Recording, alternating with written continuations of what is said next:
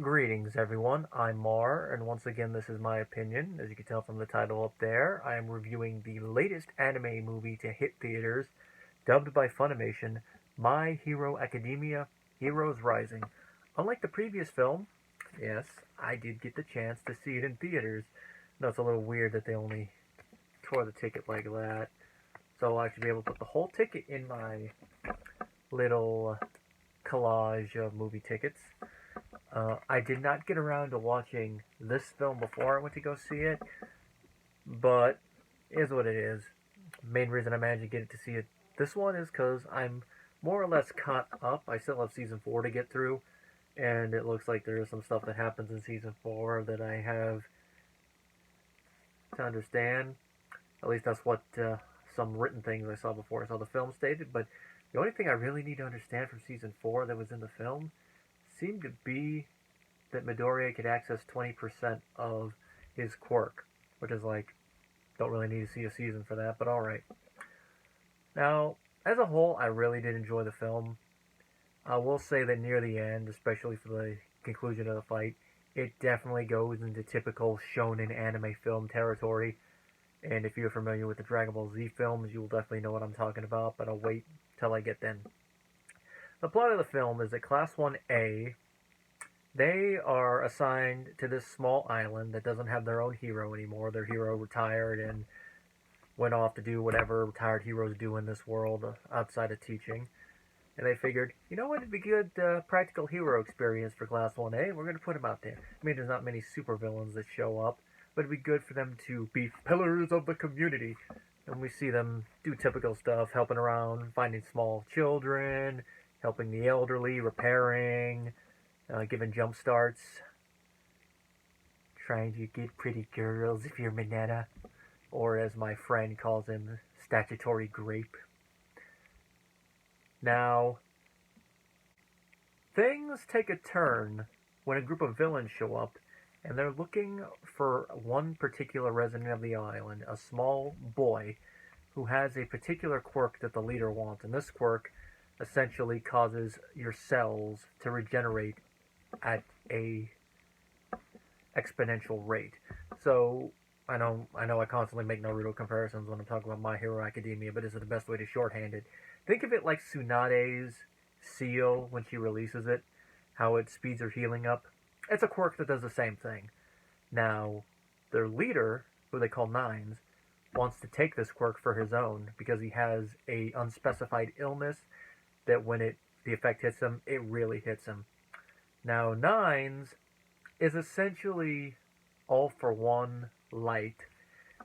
And the moment I saw him and saw something about quirks, I'm like, wait a minute, are they going to go in the direction I think they're going to go? Now, since he's a movie villain, obviously him having the same quirk is only going to be important as far as the plot of the film goes. If he appeared in the manga proper, he would probably be the new main baddie, or at least a secondary baddie to Mr. Hands guy. Here, he's just essentially a villain of the week, or villain of the film. And the fact that he is compatible with All for One's quirk and the Doctor is able to give it to him somehow is inconsequential outside of the film. Now, how he's compatible, they don't explain. They just say he's compatible, show some science he's seen, so it's like, science. But it's enough to you're like, alright, I'll go with it. Him and his group, he's stealing multiple quirks, and he uses them when necessary. His big super one is the ability to use lightning. So, yet another Naruto comparison, only this one it's not the form of a dragon. It's just lightning.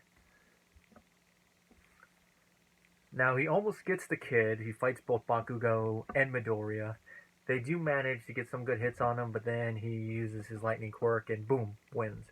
He does push both of them to their breaking points, and because of this, we do get to see the Cell quirk in action, but he has to retreat. And the last part of the film is essentially Class 1A defending the two kids, but doing it in a way to try to draw the group out, separate them, and take them out one by one. And without giving away spoilers, they do manage to succeed, but I'm not going to give away the spoilers. But let's just say in the case of the Mr. Furry guy, it shows some good thinking on Todoroki's part. when it comes to the female member of the group, she's mainly just there to be a third member. She's probably the least developed out of all of them. Thinking the villains aren't really that developed at all. As they all just fall up under the category of supervillains with weird powers. They're there just to be adversaries for our heroes. But for the film, it works. All for One Light. He does put up an excellent fight in the end, and his fight with Bakugo and Midoriya, round 2, along with some of the other members of Class 1A, is the highlight of the end. But this, as I said before, is where the film really goes into typical shonen film territory. Because the way they end up having to defeat him is Midoriya has to transfer. By the way, in case you're wondering, spoilers here if you haven't seen the film or you don't care. He ends up having to transfer One for All to Bakugo. Now, it doesn't show Bakugo in jest, it just shows him touch. But then when they transfer the power, for that brief moment, we got double One for All against Nines. And not only that, but Bakugo is combining both his own quirk with One for All, which his explosive quirk is damaging alone. So you can imagine when combined with One for All, ooh, that's going to be powerful. And the two of them managed to kick a lot of butt using this. And of course, when the fight's over, Midoriya gets his own little farewell. Now, before the film wrapped up, this is one of those things I'm wondering, like, alright, how's the status quo going to come back? Now, if this was in the show, you can imagine this is probably the end of his career. It does lead to an emotional moment between him and All Might when All Might is realizing, don't tell me you. But then, as if that part, how they figure out how to defeat the enemy, isn't typical shonen film enough, Midoriya somehow gets One for All back. It never really explains it, other than All Might theorizing that this is a gift from the quirk, that maybe it just decided to temporarily pass itself to Bakugo in order to give them a fighting chance.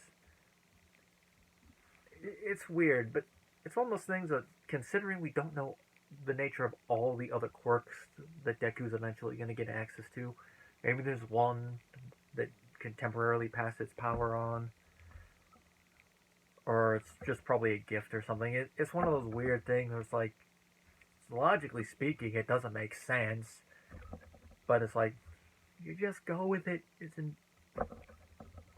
just one of, it kind of hurts the film's ending just a little bit, but not to the point where you're going, oh, that's, not to the point where you're like,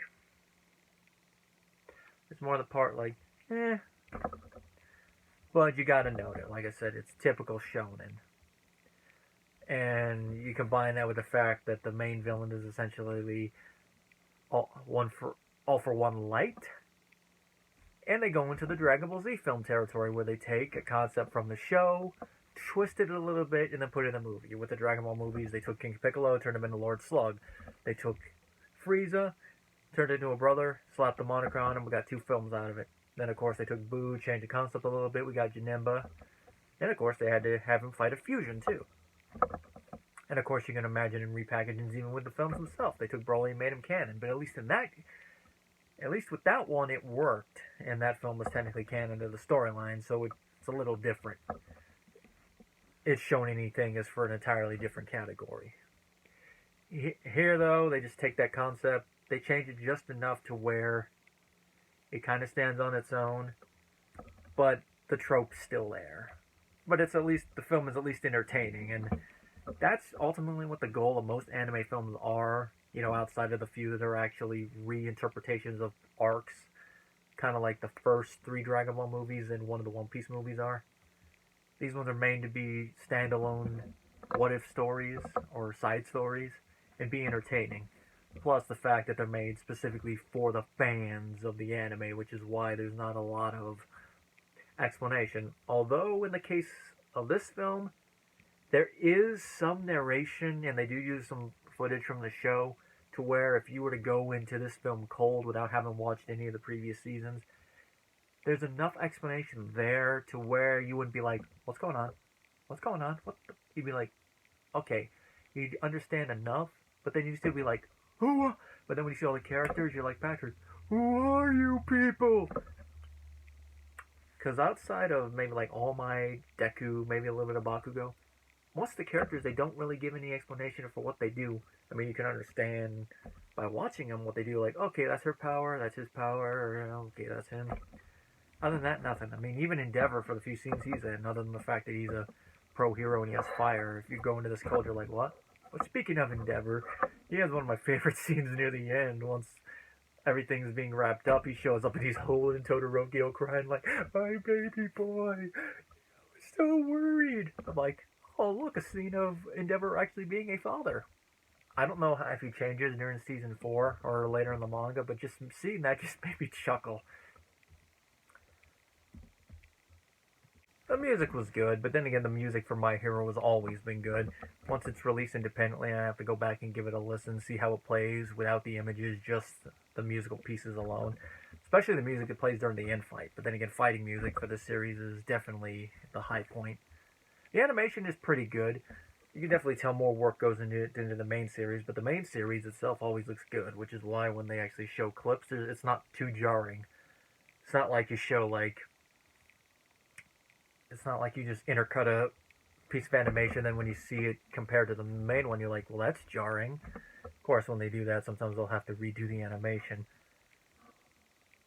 just to make sure that the style change is not noticeable. It'd be like if in the first Dragon Ball Z Battle of Gods movie, if they actually just showed the footage from the Frieza saga instead of actually reanimating the appropriate moments, you would have noticed. Would have been nice though, but you would have noticed. So it's not jarring like that. Or if you were to show the bad animation moments from the Battle of Gods arc, and then show them in a film, and as flashbacks, you're like, that's noticeable. That would really be noticeable. Now, on the whole, Heroes Rising was a pretty good animated film. I don't know how it stacks up against Two Heroes, obviously, since I haven't watched it yet. But Two Heroes already is going to have my interest peaked because of the fact it has a quirk in it that's based on Godzilla. Everything is better with Godzilla. Now, it is still playing as I'm recording this. I don't know if it'll still be playing by the time I upload it. But if it's still playing around where you're at, I'd say give it a watch. If not, once it hits DVD, get ready to go beyond.